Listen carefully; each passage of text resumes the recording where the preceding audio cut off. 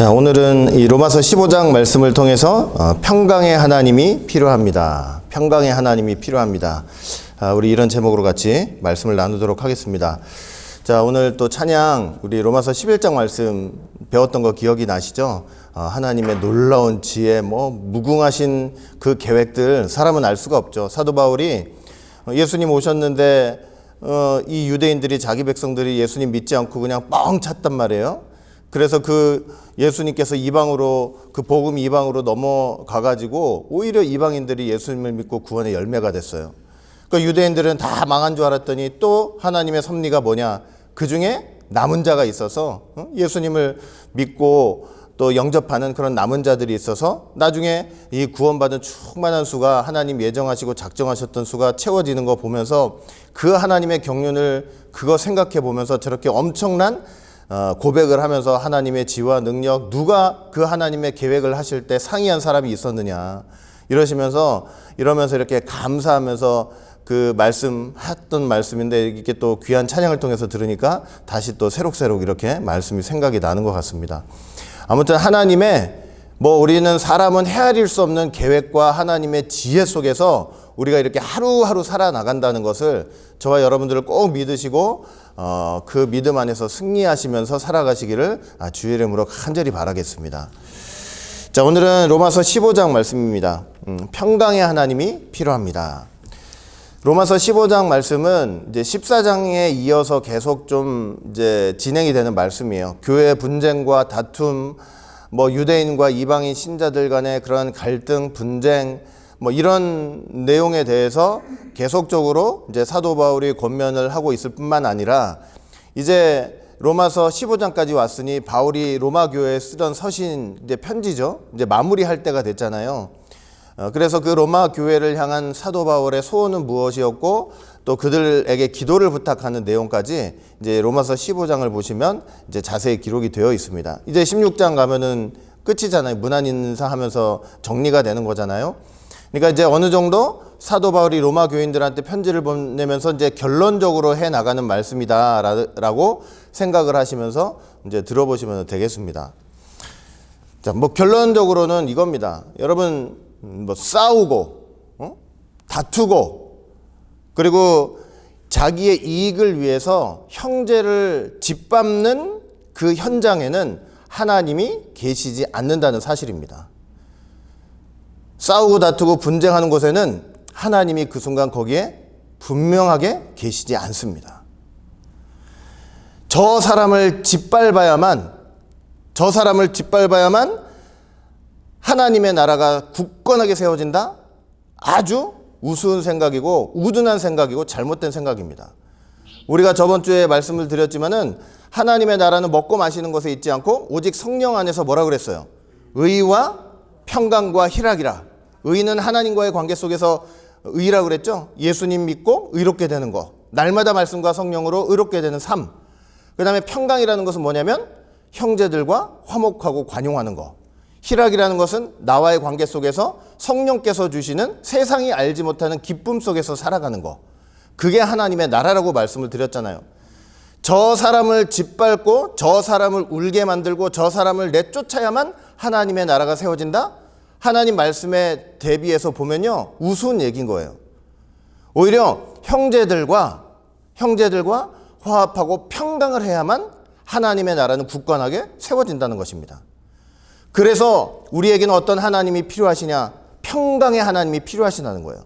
로마서 15장 그 결론이 뭐냐면 평강의 하나님께서 너희 모든 사람에게 함께 하실지어다. 평강의 하나님이 필요하시다는 것입니다. 여러분, 평강의 하나님께서 임재하실 때 그 다툼과 분쟁과 그 싸움이 끝나고 마침내는 화해와 평강이 이루어지는 것입니다. 이사야 9장 6절 말씀 보시면은 한 아기를 우리에게 주셨고 한 아들을 우리에게 주셨다 그랬잖아요. 그런데 그분 이름이 뭐래요? 그분 이름이 처음에는 기묘자라, 모사라, 전능하신 하나님이라, 영존하시는 아버지라, 맨 마지막에 뭐예요?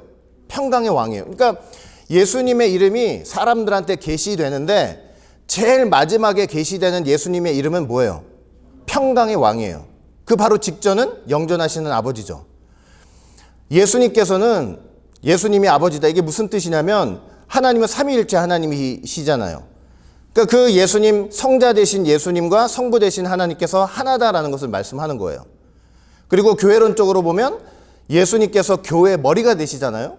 그의 지체된 그 몸된 교회에 생명을 주시고 영과 생명을 주시죠. 불멸의 생명을 주시잖아요. 그런 측면에서 아버지라고 얘기하는 거예요. 그런데 거기까지 깨닫는 게 끝이 아니고 마지막에는 그 예수님을 어디까지 깨달아야 되냐면 평강의 왕으로서 깨달아야 되는 거예요. 평강의 왕은 우리에게 주시는 예수님의 마지막 이름이에요. 종말을 살아가는 데 있어서 우리가 예수님을 어떻게 깨달아야 되냐면 평강의 왕으로 깨달아야 돼요. 여러분, 평강의 왕으로 깨달아야 되는데 영존하시는 아버지까지는 왔어요. 하나님과 그분은 성부 하나님과 하나다. 하나 되신 분이고 우리 교회 머리가 되신다. 거기까지는 왔는데 어디까지 오기는 힘드냐면 평강의 왕까지는 오기가 힘들어요. 예수님을 아버지라고 고백해요. 그러면서 그 아버지 앞에서 맨날 싸우는 거예요. 맨날 싸우는 거예요. 맨날 다투는 거예요. 그러니까 예수님을 평강에 전능하신 영존하시는 아버지까지 왔는데 평강의 왕으로 인정하고 고백하기, 말로는 다 하죠. 말로는. 그러면서 그렇게 인정하고 고백하면서 그 평강의 왕으로 모시는 삶을 살지 못하는 거예요. 왜? 그 아버지 앞에서 맨날 싸우고 있는 거예요. 맨날 다투고 맨날 분쟁하고 맨날 큰 소리 나고 쟤를 죽여야만 내가 산다. 쟤를 무너뜨려야만 하나님의 뜻이 산다. 이러고 맨날 싸우니 평강의 왕이 그 가정에 그 교회의 역사를 할 수 있겠냐고요. 아버지라고 백날 고백하면 뭐예요? 예수님이 나의 아버지가 되십니다. 백날 고백하면 뭐냐고요. 평강의 왕으로까지 못 가는데 형제들 간의 관용과 화목과 하나됨과 일치와 연합이 없으면요 평강의 왕이 될 수가 없는 것입니다. 여러분, 마지막 때 왜 평강의 왕이라는 이름을 주셨느냐. 마지막 때 극심한 환란이 되었을 때 여러분, 주님의 이름이 우리에게 평강의 왕으로 계시가 돼야 돼요. 그건 무슨 뜻이냐면 그래야만 그 환란을 이길 수가 있습니다. 형제들 간에 하나 되고 연합되고 꽉 똘똘 하나님 말씀 안에서 뭉치는 이 힘이 만약에 없다면, 그래서 그 가정과 개인과 교회에 평강의 왕으로 하나님께서 역사하지 못한다면 환란을 이겨낼 수가 없어요. 하나가 되지 못하는데 어떻게 환란을 이깁니까? 맨날 불화하고 맨날 싸우고 맨날 다투는데 저 사람은 무너뜨려야 되고. 사도 바울이 이 갈등과 고민 속에서 평강의 하나님이 필요하다. 우리에게는 평강의 하나님이 필요하다. 그렇게 지금 말씀을 하고 있는 것입니다. 그러니까 정말 마지막 때가 되면 될수록 우리가 어디에 힘을 써야 되냐면 형제들과 화목하게 힘을 써야 돼요. 하나가 되기에 힘을 써야 되는 거예요. 그래야만 어떤 환란이 와도 당나라 군대처럼 뿔뿔이 흩어지는 것이 아니고 똘똘 뭉쳐가지고 그 환란 속에서 넉넉하게 믿음으로 승리를 할 수 있는 것입니다. 결론이 그래서 뭐냐? 평강의 하나님이 너희 모든 사람에게 함께 할지어다. 아멘. 그거예요, 그거. 오늘 그런 얘기를 해나가는 것입니다. 그래서 첫째는 뭐냐? 서로의 약점을 좀 담당하고 자기를 기쁘게 하지 말래요. 로마서 15장 1절 보니까 우리 강한 자가 마땅히 연약한 자의 약점을 담당하고 자기를 기쁘게 하지 아니할 것이라. 강한 자가 마땅히 당연히 반드시 약한 자의 그 연약함을 좀 담당하라는 거예요. 로마 교회의 상황으로 보자면 자유를 누리는 그 이방인 신자들이 아직도 자유를 누리지 못하고 그 귤에 얽매여 있는 그 유대인 신자들을 향해서 그 연약한 것을, 그 아직도 자유롭지 못하고 매여 있는 그것을 좀 담당을 하라는 것입니다. 오늘날로 말하면은 교회 생활, 우리 다 교회 생활 하지만 뭐 다 잘하나요? 다 사람들끼리 연약한 점이 있고 약점이 있잖아요. 그 연약한 점, 약점을 비난하면서 너 왜 그거밖에 안 되냐고 비난하지 말고 어떻게 하라는 거예요? 마치 내 일처럼. 아, 너 왜 그래? 너 뭐가 그렇게 힘들어? 이게 아니고 뭐가 그렇게 안 돼? 그러지 말고 그것이 남의 일이 아니고 그 사람의 일이 아니고 내 일처럼, 내 짐처럼 좀 감당을 하라는 것입니다. 내 십자가다 생각하고 내가 좀 짊어지고 가라는 거예요. 그래야만 화합이 된다는 거예요. 화합이. 그리고 자기를 기쁘게 하지 말래요. 자기를. 여러분, 이게 참 쉽지 않은 얘기잖아요. 저와 여러분들이 하는 거 솔직히 말해서 다 누구를 기쁘게 하려고 하는 거예요. 나를 기쁘게 하려고 하는 거죠. 근데 사도 바울은 자기를 기쁘게 좀 하지 말라. 자기를 기쁘게 하지 말라. 우리 본성에 어긋나는 명령이죠. 다 자기를 기쁘게 하고 싶고 나를 만족하게 하고 싶지. 에? 어떻게 남을 기쁘게 합니까? 로마 교회 같으면은 믿음이 강한 자든 믿음이 약한 자든 서로 자기를 기쁘게 하느라고 서로 비난하는 거 아니겠습니까? 오늘날 교회 같으면은 교회 분쟁과 다툼이 있다면은 싸우잖아요. 그거 왜 싸우는 거예요? 내가 내 만족을 위해서 싸우는 거죠. 제가 나하고 생각이 다른데 나를 기쁘게 하려니 싸워야죠. 이겨야죠. 그래서 그러니까 그런 상황 속에서 좀 자기를 기쁘게 하지 말고 남을 기쁘게 하라. 이웃을 기쁘게 하라. 남을 기쁘게 하라는 그 원칙이 있어야만 교회 분쟁과 다툼이 사라질 수 있다는 것이에요. 여러분, 우리는 그럼에도 불구하고 나를 기쁘게 하는데 익숙하지 남을 기쁘게 하는데 익숙하지 않거든요. 너무 힘들어요.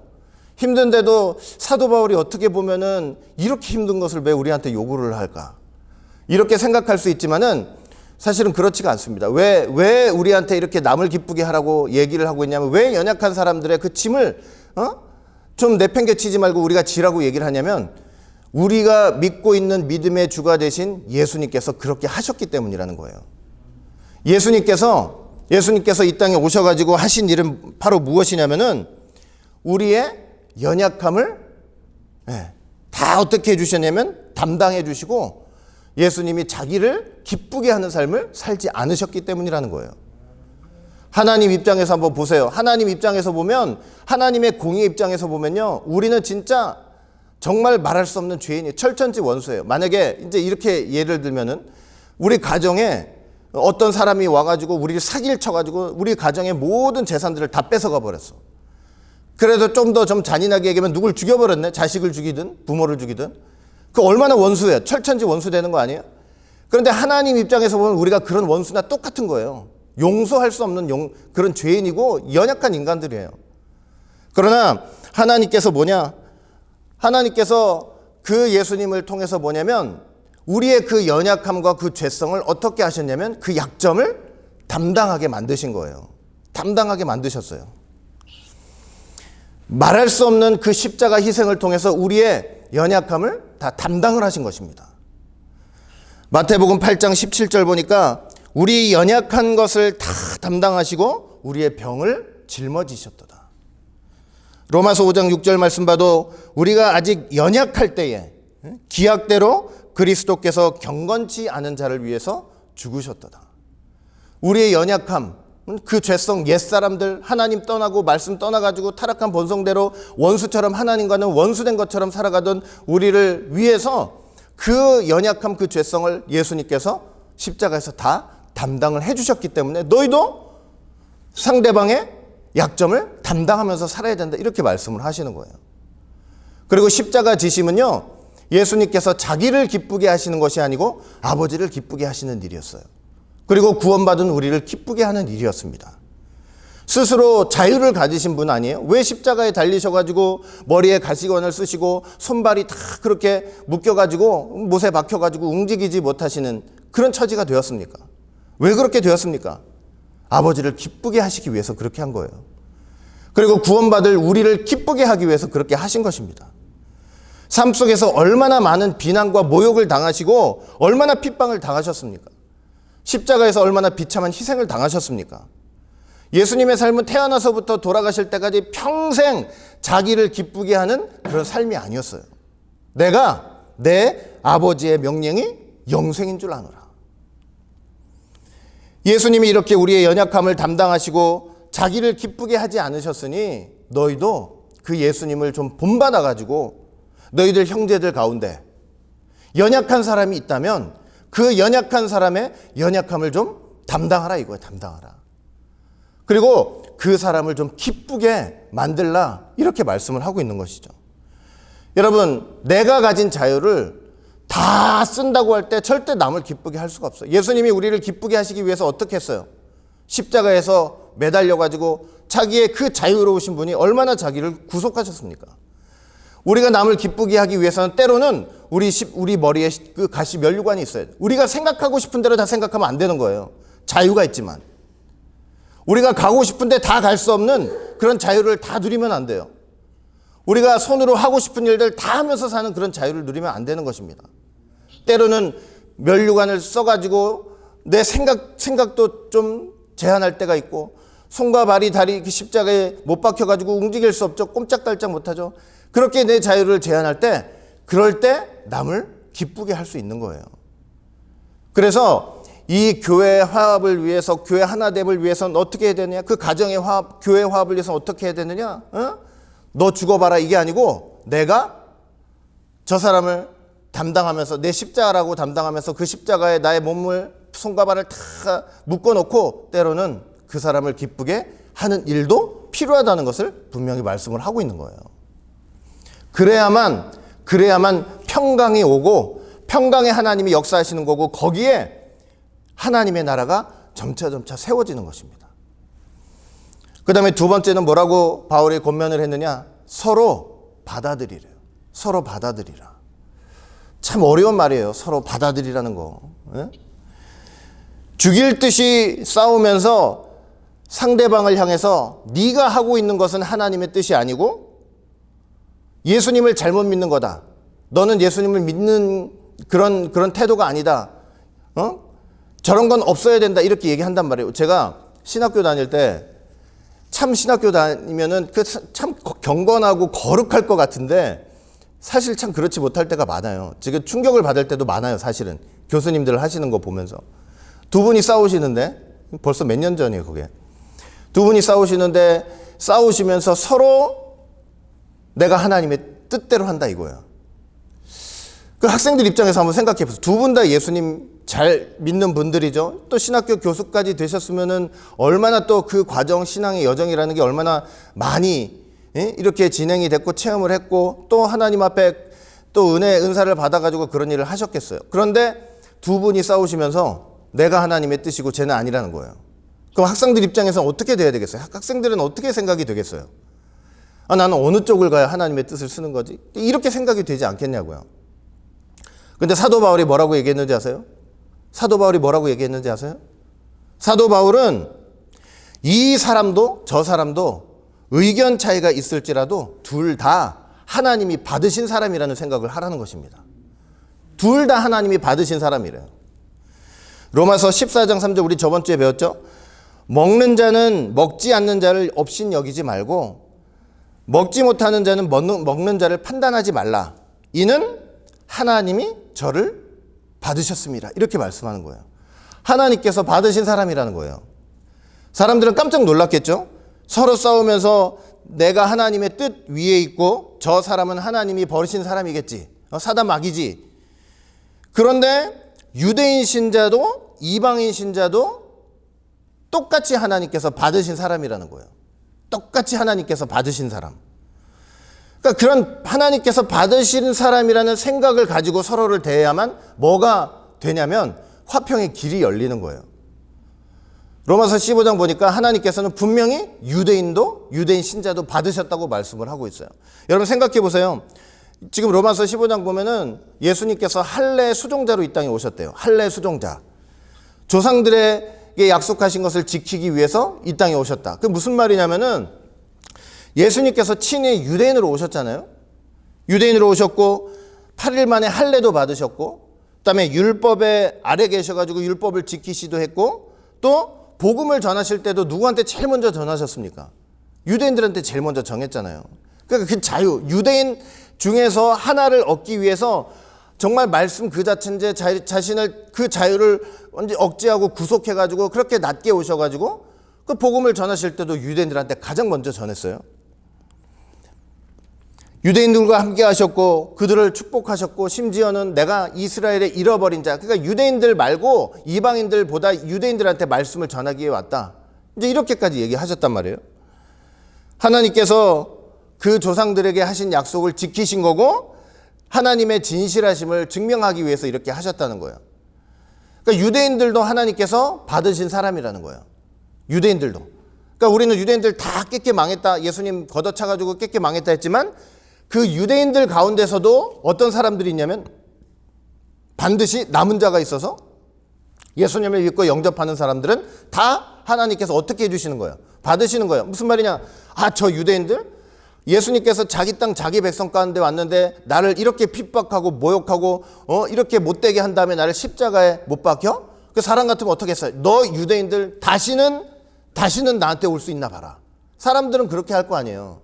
그런데 예수님은 그 가운데서도 예수님 믿고 영접하는 사람들 다 어떻게 하신다는 거예요? 받으신다는 거예요. 다 받으신다는 거예요. 유대인도 받으세요. 그리고 이방인들도 받으세요. 이방인들도 받으셨다 그랬어요. 여러분, 이방인은 본래 하나님의 언약 밖에 있던 사람들 아니에요. 절대로 하나님의 언약 안에 들어올 수가 없었던 사람들이죠. 구약시대 보면은 얼마나 불결하고 불경건하게 여겼습니까? 그냥 이방인들과 상종하는 것도 싫어했잖아요. 예수님 당시도 마찬가지죠. 그 사마리아, 심지어 사마리아 본래는 한 민족이었으나 이 이방과 혼합이 돼가지고 부정하게 생각하니까 그 땅을, 사마리아 땅을 이렇게 가로질러 가는 것도 부정하게 여길 정도로 유대인들이 그렇게 살았잖아요. 얼마나 부정하게 여겼습니까, 이방인들. 그런데 그들도 하나님께서는 어떻게 하신 거예요? 예수님께서는 그들도 긍휼히 여기셔가지고 사도들을 통해서 복음을 전하게 하시고 그들도 예수님께서 받아주신 사람들이라는 거예요.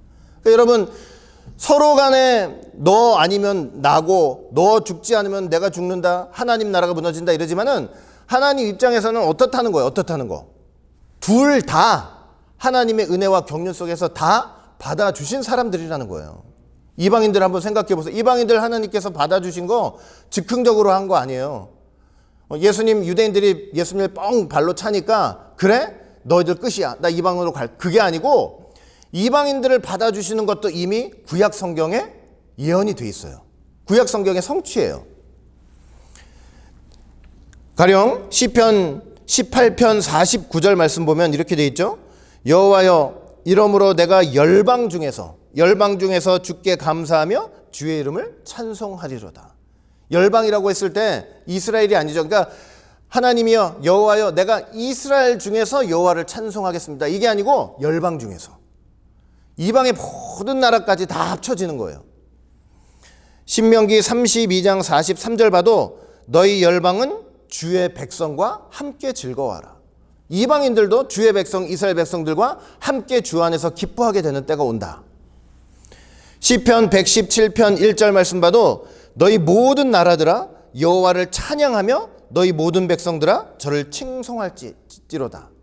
너희 이스라엘 백성들아 여호와를 찬양하고 하나님을 칭송하라. 그게 아니고 너희 모든 나라들아. 그러니까 벌써 성경에는 뭐냐면 이방 나라들 가운데서 하나님께서 받아주시는 역사가 있을 것을 이미 예언을 하고 있었던 것이죠. 특별히 이사야 11장 10절 말씀 봐도 그날이 되면 이새의 뿌리에서 한 싹이 나서, 이새의 뿌리에서 나는 한 싹은 뭐예요? 이삭의 자손으로 오시는 예수님을 가리키는 거죠. 만민의 기호로 설 것이며 누구나 볼 수 있는 깃발로 세워진대요. 그리고 열방이 그에게로 돌아온, 이스라엘이 돌아오는 게 아니고 열방이 돌아온다, 그렇게 말씀하고 있어요. 그러니까 예수님께서 이 땅에 오셔가지고 이 땅에 만민의 깃발로 세워지신대요. 이스라엘뿐만 아니라 모든 백성들, 모든 나라 모든 백성들이 다 볼 수 있는 구원의 깃발로 세워지셔가지고 그 구원의 깃발 앞에 열방이 모여들게 되고 그리고 그에게만 소망을 두게 될 것이라고 말씀을 하고 있는 것입니다. 그러니까 하나님께서 이방인을 이렇게 받아주시는 것도요, 그냥 즉흥적으로 그렇게 된 것이 아니고 하나님 말씀과 약속의 성취의 역사인 거예요. 그러니까 저 사람이 죽어야 되겠는데 그게 아니고 저 사람도 뭐냐면 벌써 하나님께서 오래전부터 내가 받아들일 내 백성으로 작정을 하시고 예수님을 통해서 오늘 내가 받아준 사람이 된다는 것입니다. 내가 욕하고 있지만, 비난하고 있지만. 그러면서 사도 바울은 내가 하나님께서 이방인들을 받아주시는 그 역사, 이게 보통 어려운 일이 아니겠죠. 처음에 유대인들 입장에서 유대인들을 그렇게 불결하게 여기고 불경건하게 여겼는데 그 이방인들을 받아 하나님 은혜로 하나님 백성으로 받아들이는 역사가 얼마나 그게 쉽지 않았겠어요. 그렇죠? 제가 저번 주에도 말씀드렸죠. 베드로 이방인들하고 밥 먹다가 예루살렘에서 누가 온다 그러니까 어떻게 됐어요? 그냥 화들짝 놀라가지고 도망갔잖아요. 그냥 그 정도로 어려운 거예요. 그런데 그 어려운 일을 하나님께서 누구에게 시키셨어요? 사도 바울한테 시킨 거예요. 이방인의 사도로 삼으셔가지고 이방인을 받아들이시려는 하나님의 구속 경륜의 도구로 사용하시는 거예요. 사도 바울이 그걸 알고 있었어요. 그래서 나는 이방인들을 위하여 그리스도 예수의 일꾼이 된 사람이다. 이렇게 고백을 해요. 하나님의 복음의 제사장의 직무를 내가 감당하면서 이방인들을 하나님께서 기뻐 받으실 만한 거룩한 제물로 바쳐드리는 그러한 사명을 나는 감당하는 것이다. 내가 그리스도 예수 안에서 정말로 자랑할 게 하나 있는데 그게 뭐냐? 여러분, 사람들이 자랑한다 그러면 내 경력을 자랑하고 내 재산을 자랑하고 내가 얼마나 대단한 일을 자랑하고 했는지 자랑하고 다 그거지만, 사도 바울이 그리스도 안에서 자랑할 수 있는 하나님의 일, 그게 하나 있는데 그게 뭐냐? 내가 이방인들을 예수님께 데려오기 위해 순종케 하기 위해서 말과 일, 그 다음에 표적과 기사, 성령의 역사가 있었던 것을 자랑한다. 이렇게 고백을 할 정도였습니다. 그 이방인들, 그 어렵게 하나님께 지금 싸우고 난리가 났지만 그 이방인들을 데려오시기 위해서 하나님이 얼마나 깊은 구속 경륜 속에서 사도 바울을 통해서 얼마나 정말 애쓰시면서 역사하셨는지를 사도 바울이 지금 보여주고 있는 거예요. 내가 말과 일, 그들에게 돌아다니면서 진리의 말씀을 전하고, 또 사람이 말씀만 전하면 돼요. 말과 일, 그 말씀에 합당한 경건한 삶을 통해서 그들을 데려오는 역사. 표적과 기사. 아니, 사도 바울이 하나님 말씀이라고 막 전하는데 아이, 그 무슨 하나님 말씀이니 이럴 수 있잖아요. 그 하나님이 어떻게 하셨느냐? 사도 바울이 말씀하는 그곳에 초자연적 정말 기적의 역사를 베푸시는 거예요. 뱀이 나와서 무는데 살아요. 죽은 자를 살려요. 이러면서 사도 바울 입에서 나오는 그 말씀이 하나님의 말씀이라는 것을 하나님께서 표적과 기사를 통해서 자꾸 보여주시는 거예요. 이방인들 데려오려고. 요즘은 그럴 필요 있어요, 없어요? 요즘은 하나님의 말씀인 것을 우리가 확증하기 위해서 표적과 기사를 막 찾으면서 다니면 돼요, 안 돼요? 그럴 필요 없어요. 왠지 아세요? 하나님의 말씀 성경 66권이 우리한테 주어졌죠? 이미 주어졌죠? 그리고 이게 하나님의 말씀인 걸 증거하기 위해서 표적과 기사가 필요한 게 아니고 성령의 역사가 필요한 거예요. 말씀을 읽으면서 공부를 하면서 성령께서 하나님의 말씀이라는 것을 우리에게 확신시켜 주시고 그걸 믿게 하시고 깨닫게 하시는 그 역사만이 필요한 것입니다. 표적을 쫓아다녀봤자 소용없는 거예요. 그리고 사도 바울이 막 이방인들한테 전도를 할 때 그 성령의 역사가 일어나는 것을, 그걸 자랑한대요. 성령의 역사가 뭐예요? 말씀을 탁 전했거든요. 그럼 생각해 보세요, 여러분. 생면부지, 언어도 통하지 않아요. 완전히 낯선 사람들이에요. 그런 사람들한테 하나님 말씀을 전한다고 할 때 여러분 얼마나 솔직히 인간적으로 생각하면 이게 될까 생각하겠죠. 그리고 이거 보통 뭐 얼굴에다가 진짜 금강석 같은 거 깔지 않으면 그 아무도 모르는 사람들 앞에서 그렇게 말씀 전할 수 있냐고요. 얼마나 참 이게 보통 용기 갖고 될 수 있는 일이 아니잖아요. 그런데 사도 바울이 너무 감사했던 게 뭐냐? 가가지고 생면부지의 사람들에게 막 말씀을 전하는데 성령이 역사하셔가지고 그 말씀을 들은 사람들의 마음을 성령께서 움직여 주셔가지고 그걸 믿게 하시는 역사가 있었더라. 그게 내가 자랑거리다. 이렇게 말씀하고 있는 거예요. 여러분, 하나님 말씀의 역사 속에서 제일 중요한 건 성령의 역사죠. 성령이 그 말씀을 들은 사람을 통해서 그 말씀이 효과 있게 되거나 효과 있게 되지 않는 거 다 누구의 역사냐면 성령의 역사예요. 똑같이 말씀드렸잖아요. 말씀 들었는데 마음에 깨달아지고 이게 와닿고 이게 하나님 말씀이고 내가 이 말씀 붙들고 살아야 되겠다는 것은 성령께서 그렇게 깨닫게 해주셨기 때문이에요. 그런데 말씀을 들었는데도 멍해요. 아무런 감동도 없어요. 깨달음도 없어요. 이걸 갖고 살아볼 의지도 안 생겨요. 그럼 뭐냐? 성령께서 방관하시는 거예요. 그냥 놔두시는 거예요. 역사하지 않으시는 거예요.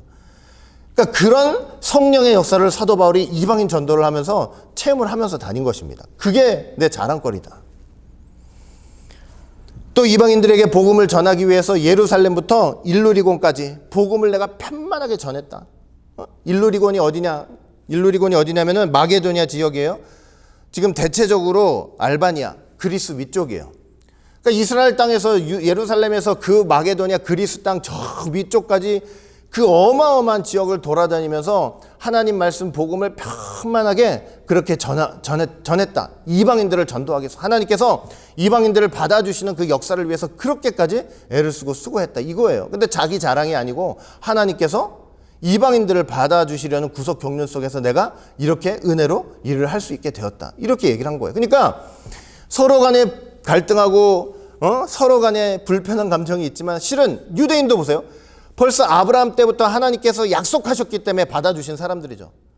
이방인들도 하나님께서 벌써 구약시대부터 계속 약속하셨죠. 그리고 그 이방인들을 받아주시는 역사를 통해서 이 사도 바울을 통해서 얼마나 많은 일들을 하셨어요. 그 고생 시켜가면서 그렇게 이방인들 전도해가지고 내가 내 것으로 받아서 여기 교회 갖다 놓은 거예요. 그런데 서로 어떻게 해요? 서로 너는 아니라고요? 갖다 놨더니 하나님이 예정하셔서 갖다 놨더니 안에서 싸우고 있는 거예요. 가정에서 불꽃이 튀기면서 싸워요. 교회에서 불꽃 튀듯이 싸운단 말이에요. 얼마나 그게 하나님 보시기에 그 영광이 되겠어요? 안 되겠어요? 절대로 안 되는 거예요. 절대로 안 돼요. 정말로 하나님께서 원하시는 것이 무엇이냐? 이게 사도 바울이 분명히 얘기해서 정말로 원하시는 것이 뭐냐면 예수님께서 이렇게 저도 이도 유대인들도 이방인들도 예수님께서 다 받아주셨으니까 너희들도 서로 받으라 이거예요. 로마서 15장 7절 말씀 보니까 그리스도께서 우리를 받아 하나님께 영광을 돌리신과 같이 너희도 서로 받으라 이렇게 말씀하는 거예요. 서로 받으라는 거예요. 서로 받으라. 그리스도 예수를 본받아서 서로 뜻이 같게 하라. 뜻이 같게 하라는 것은 뭐냐면 같은 생각을 좀 하라. 같은 생각. 그리고 같은 마음을 가지라. 한 마음과 한 입으로 하나님 곧 예수 그리스도의 아버지께 영광을 돌리라. 한 마음과 한 입을 가진다는 것은 마음이 통하지 않으면 되지 않는 일 아니에요. 마음이 나눠지고 분열하고 상호 비방하고 불화한다면 그건 절대로 한 입과 한 마음으로 하나님께 영광을 돌릴 수가 없는 것입니다. 그래서 사도 바울의 로마서 15장을 통해서 말씀하시는 거 분명해요. 야, 서로 간에 어떻게 하라고요? 서로 간에 받아주라는 거예요. 서로 간에 받아주라. 너희들은 서로 피 터지게 싸우고 있지만 나는 이쪽도 부르기 위해서 창세전부터 그렇게 애를 해가지고 수천 년간 언약하셨던 그대로 예수님 오셔서 유대인들도 받아주시고 수천 년간 언약하셔가지고 이방들도 받아들이기 위해서 그 사도 바울을 통해서 그 고생시켜가면서 사도 바울이 얼마나 고생했습니까? 진짜 말할 수 없는 고생했잖아요. 그러니까 그 다 받아주시면서 그렇게 한 자리에 모아놨으니 너희도 뭐 하래? 제발 서로 받아주라. 제발 서로 받아주라. 어디서부터 시작해야 되는? 가정에서부터 시작해야 돼요. 가정에서부터 시작해야 되고 교회에서 시작해야 되고 그래서 하나가 돼야만 하나님께 영광을 돌릴 수 있는 것입니다. 그게 사도 바울의 공통적인 지금 교훈이에요. 로마서 15장 말씀을 통해서. 여러분 생각해 보세요. 그 엄청난 믿음으로 의롭게 되는 그 진리를 1장부터 쫙 설파해 나가잖아요. 그런데 이제 편지를 마지막에 쓰는 그런 과정 속에서 14장, 15장 보니까 전부 다 뭐냐면 분열되지 말고 하나 되라는 거예요. 마지막 그 편지의 결론이. 이게 안 되면 이 사단 마귀가 이 세상의 짐승의 보좌를 차려놓고 자기 백성들을 잡아먹으려고 하는 이런 세상 속에서 이 분열되고 나누어진 마음으로는 절대로 그걸 이길 수 없다는 것을 말씀을 하고 있는 것입니다. 세 번째, 바울의 소원과 기도 부탁입니다. 이제 바울이 로마 교인들한테 이제 개인적인 소원을 얘기해요. 뭐냐면은 바울은 로마 교회에 한번 방문을 해보고 싶은 이제 소원이 있는 거예요. 직접 세운 교회는 아니고 베드로가 세웠다는 이제 가설도 있지만 어쨌든 그래도 믿음이 대단하고 역사가 있으니까 거길 꼭 가보고 싶은 소원이 있는 거예요. 왜? 같은 믿음의 사람이니까. 사모하는 거예요, 서로. 믿는 사람이기 때문에 서로 어떻게 하는 거예요? 보고 싶고 사모하고 그 교제를 나누고 싶은 거예요. 가려고 했는데 여러 번 막혔다. 여러 가지 일들이 있어가지고 이제 여러 번 막혔다. 근데 사도 바울이 이런 얘기를 내가 사실은 서버나로 가는데 서버나라는 게 어디냐면 스페인 지역이에요. 그러니까 바울이 지금 사실은 스페인 지역까지 나가서 복음을 전하려고 했던 거예요. 거기 가서 했는지 안 했는지는 지금 정확히 몰라요. 근데 거기까지 나가가지고 복음을 전하기 원했어요. 그러니까 거기를 가는데 내가 그렇게 가는 길에 이 로마 교회 잠시 들려가지고 너희들과 교제하고 싶다. 이런 소망을 이제 피력을 한 거예요. 그래서 로마서 15장 24절 말씀 보니까 이는 지나가는 길에 너희를 보고 먼저 너희와 교제하여 약간 만족을 받은 후에 너희의 그리로 보내줌을 바람이라. 이렇게 말씀하고 있어요. 자, 여기 보니까 내가 서번하러 가야 되는데 그렇게 가는 길에 너희하고 먼저 로마 교회 너희들과 먼저 좀 교제를 하기 원한다. 이렇게 말씀을 하고 있잖아요. 자, 바울이 지금 로마 교회 그 서번하러 가기 전에 로마 교회를 잠시 들은 이유가 뭐냐면 뭐라 그랬어요? 잠깐 그들과 교제를 나누기 위해서래요. 교제를 나누기 위해서. 그러니까 여러분, 세상 속에 이렇게 세워진 교회의 중요한 목적 중에 하나가 뭐냐면 서로 간의 교제라는 사실을 말씀을 하고 있는 거예요. 서로 간의 교제. 서로 모여서 함께 말씀을 나누고 같이 기도하고 어려움이 있으면은 힘든 일이 있으면 서로 얘기하면서 그리스도 안에서 말씀 안에서 서로 뭐 해주는 거예요? 위로해주고. 이게 뭐냐면 교회 유익 중에 하나예요. 그렇게 함으로 하나님의 나라가 어떻게 되는 거예요? 이렇게 점차 세워지는 거예요. 이런 교제를 통해서. 그런데 눈만 뜨면 싸워요. 눈만 뜨면 원수처럼 보이는 거야. 내 주위에 있는 모든 사람이 원수처럼 보여. 맨날 싸워, 맨날. 그러면요, 하나님의 나라가 절대 세워지지 못합니다. 거기는. 내가 믿음이 있으면 뭐예요? 하나님의 나라가 나 하나예요? 나 하나? 이런 신실한 교제가 없으면요, 그 신실한 교제가 없고 싸우고 다투고 형제를 짓밟는 곳에는 절대로 하나님 계시지 않고 하나님 나라가 세워지는커녕 무너지고 있다고 보시면 분명한 거예요. 여러분, 언제나 진실한 신자들은 하나님의 말씀 안에서 같은 성령 안에서 같은 믿음의 사람을 보면서 먼저 기뻐해야 돼요. 그냥 뭘 잘해서가 아니라 나하고 같이 예수 믿는 사람이구나. 내 가족인데, 내 부모가, 내 형제가, 내 자식이 이런 참 생각이 다양하고 별의별 사상과 별의별 일들이 다 있는 세상에서 같이 예수를 믿고 이렇게 함께 신앙생활을 해나가고 있구나. 보기만 해도 즐거운 거예요. 이뻐서가 아니라 단순히 뭐가 내 자식이 뭐다 이뻐서가 그런 게 아니고 예수를 같이 믿고 있으니까. 저와 여러분들 이 한교회 모이면서 뭐가 그렇게 좋아요, 서로 간에. 뭐를 그렇게 나한테 잘해줘서 뭐가 기쁩니까? 다른 거 없어요. 같이 예수를 믿고 있기 때문에 기쁜 거예요. 그리고 같이 그 안에서 교제를 나누고 싶은 거예요. 그렇게 함으로 우리 교회는 하나님의 나라로 세워지는 것입니다. 근데 눈만 뜨고 원수같이 보여요. 주일날 모여가지고 저 사람 볼 때마다 원수 같아요. 그 하나님의 나라가 교회는 모여있지만 무너지고 있는 거예요. 진짜로 진실한 신자들은 성도들 간의 진실한 교제를 통해서 기뻐하고 그걸 천국잔치로 여기는 거예요. 그런데 사도 바울이 지금 이렇게 말씀을 해요. 약간 좀 서운한 얘기를 하죠. 로마 교회 입장에서 좀 서운할 것 같아요. 뭐냐면 내가 서번하러 가는데 잠깐 너희들한테 들려서 약간 만족을 받은 후에 너희가 나를 그리로 보내주면 좋겠다. 이제 이렇게 얘기해요. 여기 보니까 여러분 뭐가 좀 서운한 얘기 같아요. 약간 만족을 얻은 후에. 아니 좀 사도 바울이 로마 교회 자기가 세운 교회도 아니고 그래도 편지까지 보내면서 좀 잘해보려고 이렇게 하는 것 같은데 너희하고 좀 걸쭉하고 그냥 좀 오랫동안 교제를 나누면서 나 그러고 살았으면 좋겠다, 그랬으면 좋겠다 이러면 또 마음이 좋을 거 아니에요. 근데 약간 만족을 얻은 후에 너희가 나를 좀 그리로 보여줬으면 좋겠다 이러는 거예요. 이게 무엇을 보여주는 것입니까? 바울이 로마 교회를 찾아간 목적은요, 모든 게 있잖아요. 그래서 모든 게 내 중심이 아니고 하나님 중심이 돼야 되는 게 맞아요. 왜 거길 찾아가느냐면 신앙의 교제가 최종적인 목적이 아니라는 거예요. 사도 바울이 지금 최종적으로 가고 싶은 데는 어디예요?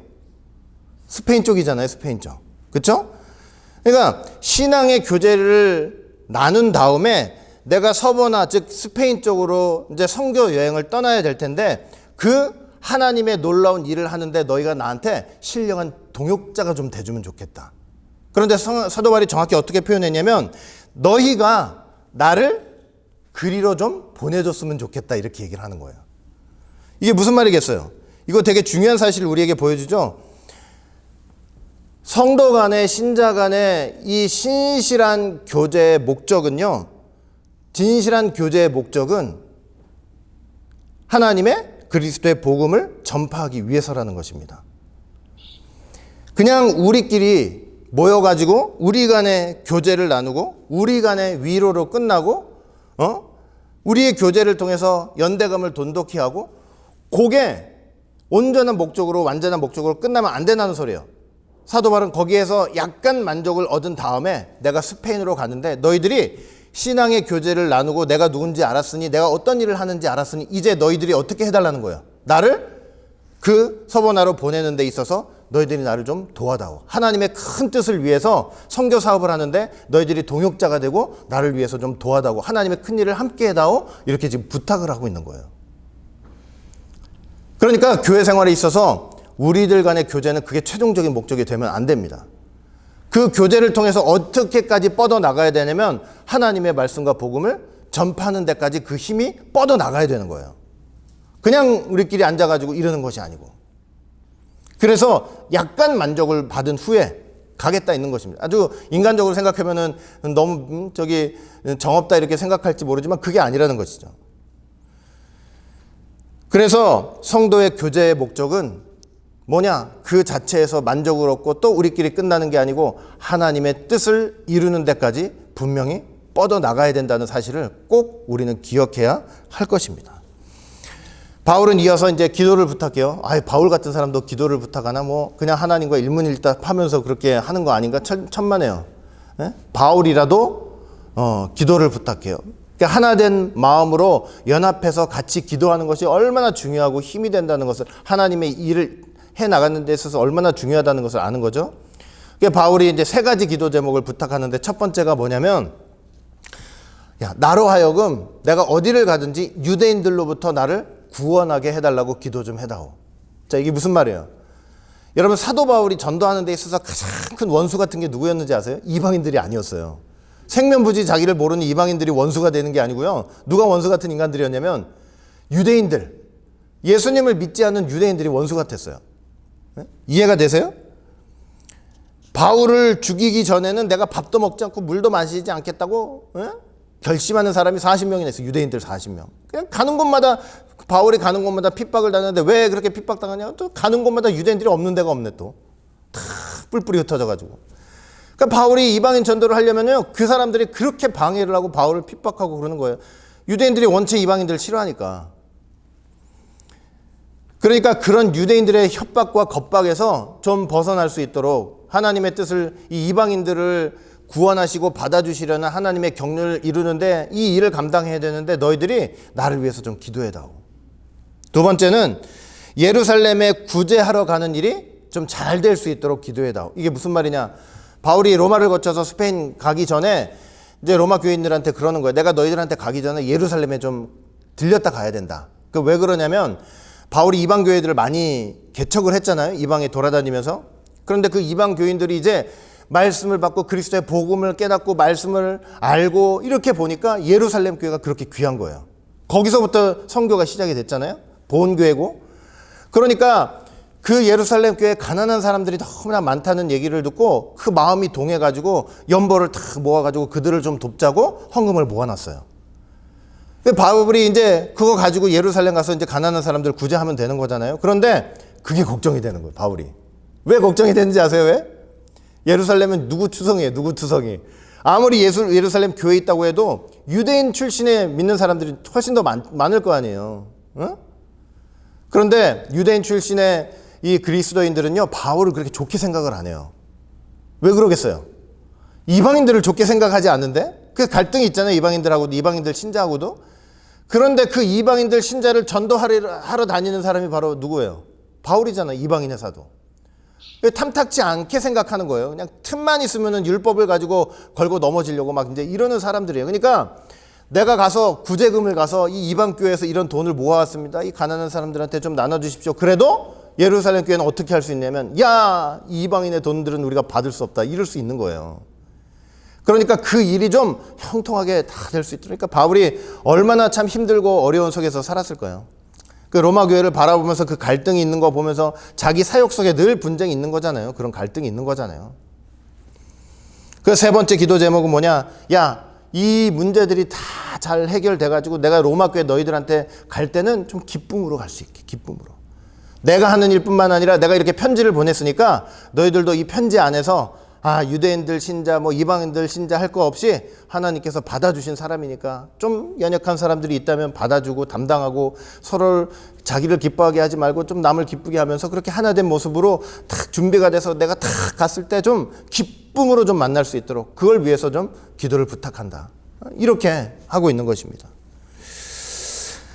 여러분, 그러면서 최종적으로 마지막 하시는 말씀이 바로 뭐냐면 로마서 15장 33절이에요. 어떤 하나님께서?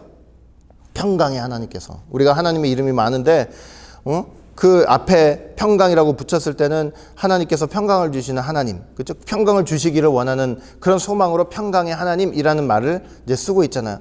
평강의 하나님께서 너희에게 함께 하시기를 원하노라. 그러니까 뭐냐면 평강의 하나님만이 이런 모든 갈등과 분쟁과 다툼, 시기, 오해, 그러니까 그런 것들을 잠재우실 수 있는 그런 하나님이 되시기 때문에 평강의 하나님이 좀 임재하시기를 원한다. 평강의 하나님. 아까도 말씀드렸죠? 이 땅에 이사야 9장 6절 이 땅에 예수님 보내주시는데 그 예수님의 마지막 이름으로 계시는 게 뭐라고요? 평강의 왕. 평강의 왕. 그러면 항상 그렇게 우리는 맨날 노래도 불러요. 평강의 왕 이러면서 노래까지 불러요. 근데 맨날 말로는 성경의 글로는 평강의 왕, 평강의 왕, 평강의 왕, 평강의 왕 하면서 맨날 다투고 있는 거야. 얼마나 솔직히 저를 비롯해가지고 얼마나 이율배반적인 신앙생활입니까 그게. 그 평강의 왕, 맨날 말만 평강의 왕이지 그게 진짜 하나님께서 우리한테 평강의 왕으로 역사를 하시는 거예요.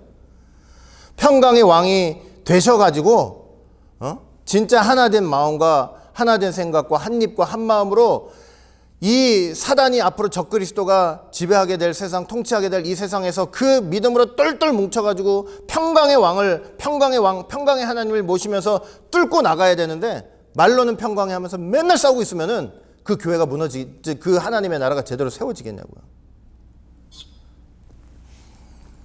여러분, 마지막 극심한 환난의 어려움의 때에 형제들 간에 평강을 이루어야만 주님이 평강의 왕이 되십니다.